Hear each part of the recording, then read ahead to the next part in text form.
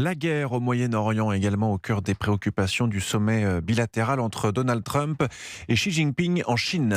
Un sommet aux lourds enjeux destiné à contenir les tensions bilatérales et internationales, tant sur l'épineux dossier iranien que sur la question sensible de Taïwan. Elle a été abordée, Wilfried De Villers, à plusieurs reprises ce jeudi et vendredi.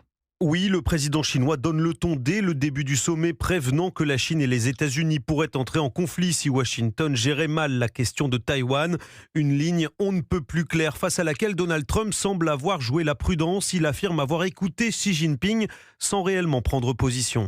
Il ne souhaite pas voir une lutte pour l'indépendance, car cela entraînerait une confrontation très violente. Sur la question de Taïwan, il a des opinions très tranchées. Je ne me suis engagé ni dans un sens ni dans l'autre.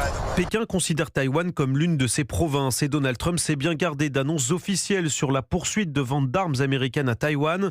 Temporiser, éviter d'aborder publiquement les sujets qui fâchent tout en affichant une certaine entente, comme sur le dossier iranien. Concernant l'Iran, c'est très intéressant. Il est convaincu que le pays ne doit pas posséder l'arme nucléaire et il souhaite qu'il rouvre le détroit. Mais comme il l'a dit, ils l'ont fermé puis vous l'avez fermé.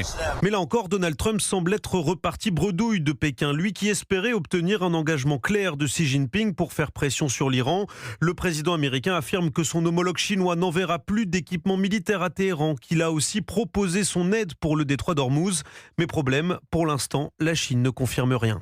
Wilfried De Villers pour Europe.